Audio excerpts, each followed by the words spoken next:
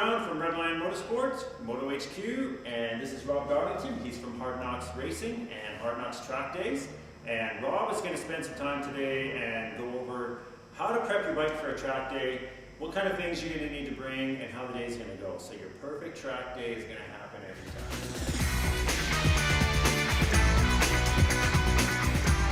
The only real large requirement that is needed is anything that is glass needs to be taped up. On a modern sport bike, that is pretty much the mirrors, and that is about it.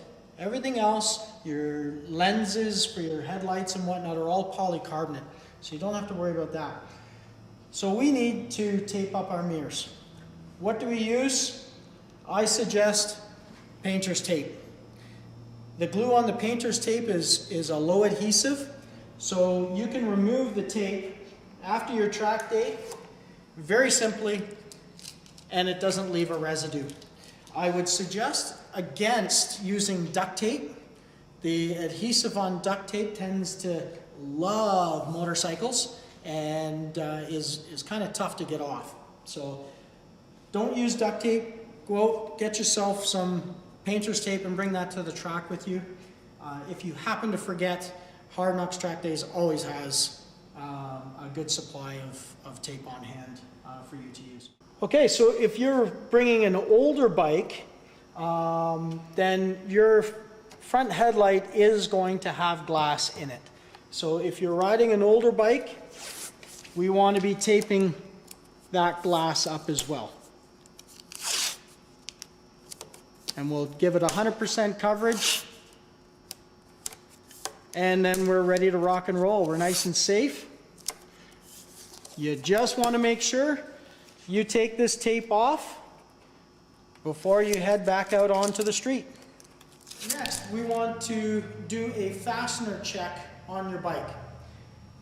Running the track, your bike tends to vibrate, and basically because you're running it harder than you would on the streets. So a lot of your fasteners that normally would be tight will loosen off at the track. That's not to scare you, it's just the little guys that hold your bodywork on and whatnot tend to back off a little bit. So in good practice, every time you get on your bike, whether it's street or track, you kind of want to do a walk around. This is something I do every time I get on my bike. So I start at the back tire, walk around the front. It's your choice as to how you want to do it. I'm checking my tensioning bolts, just having a look at my rear sprocket. Everything looks tight. And then I start actually grabbing bolts. I'll grab my passenger peg set, my foot peg set, give it a shake. Literally just putting your hands on your bolts, checking for looseness. So as I'm checking my bolts, I am looking for oil leaks and any sort of deviation on your bike that would cause some issues. Don't forget, check your clutch lever and your brake lever as you're going around. Make sure everything's nice and snug. I'm taking my time right now. This literally is a 10-second, 15-second process once you get into it.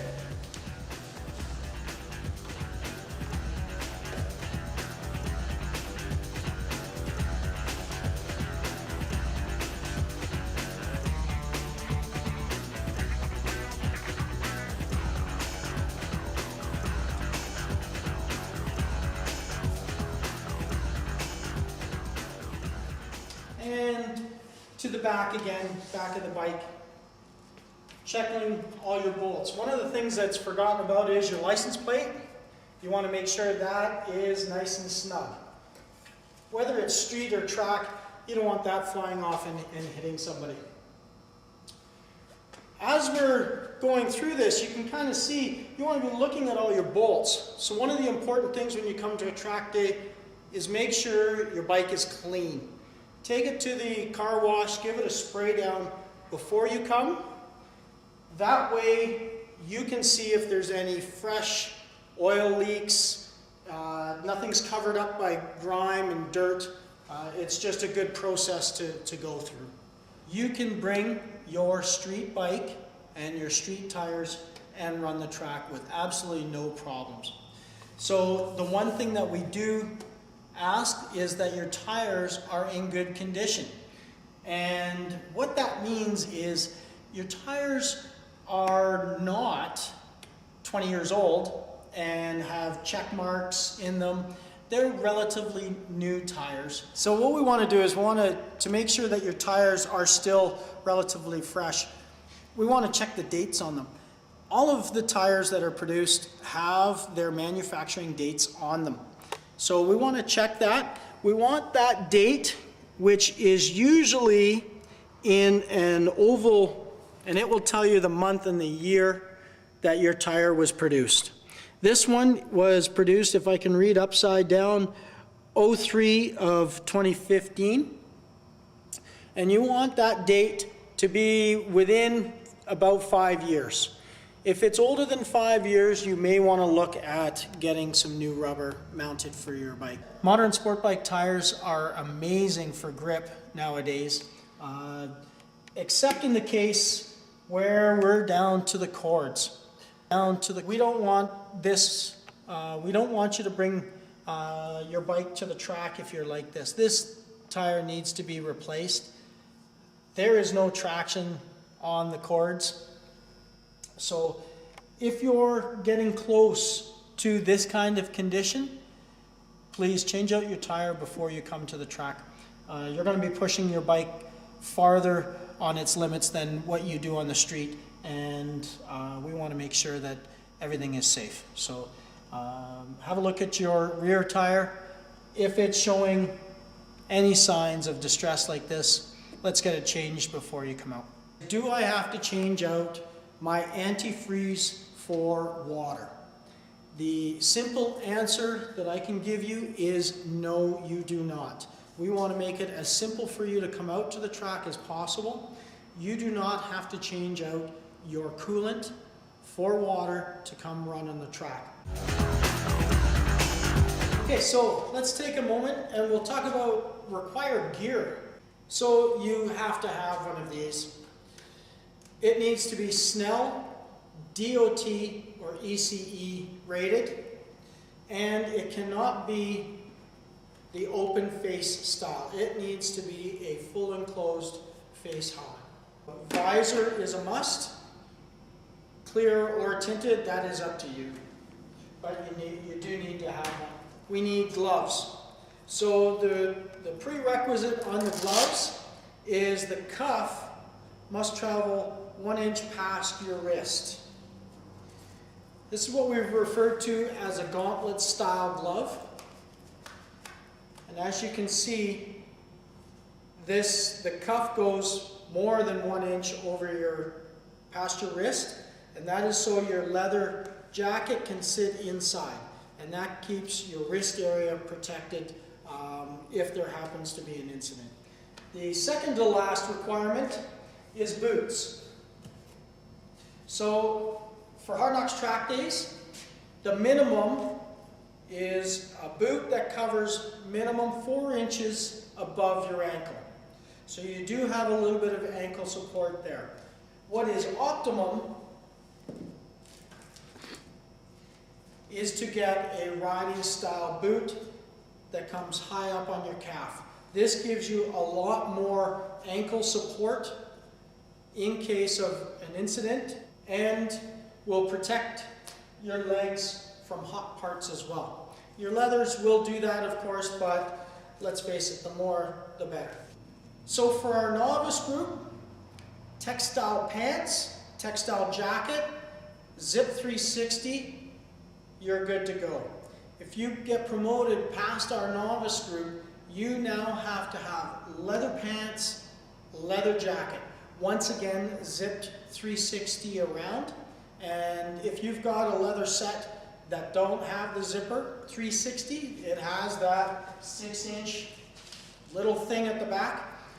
Again, you can take it to stitch it and they will zip in that zipper for you. Like I said, our intermediate and our expert group, you have to be wearing leather. It has to be leather. You cannot get away with textiles anymore. So you can have a two-piece suit where your pants and your jacket zip together, or you can have a one-piece racing suit style as well. Either way, full leather coverage in our intermediate and our expert groups. A final option that you may want to consider is a back protector. This is a piece of equipment that is not mandatory on HardNox track days, but again, it is suggested. It is a protector that you put on, and it does two things. It protects your back from hyperextending this way. It only bends one direction. It also is hard protection in case of an impact. So it is suggested, but definitely not mandatory. If you move out of our novice group into our intermediate, highly suggested. If you move from the intermediate into the expert group, you want one of these. You're now pushing your limits and your bike's limits to the point where you want that added protection. What do you need to bring to the track yourself? Well, obviously, you need a bike. Can't go around the track without it, so please bring your bike, your gear, all the safety gear that we talked about. Other things, you want to bring some snacks, something to munch on, replace that energy that you're going to lose out on the track, that you're going to burn off on the track. Number one thing that I can suggest is water. Water, water, water. Stay hydrated. You won't realize how much work it is to do 14 turns in 2.7 kilometers. It takes a lot out of you. You're going to dehydrate. So bring water, bring Gatorade, anything to replenish those fluids. You're also going to want to bring some shade.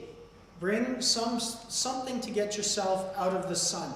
Whether that is a pop-up tent, a sheet that you tie off to your vehicle, some way to get out of the sun.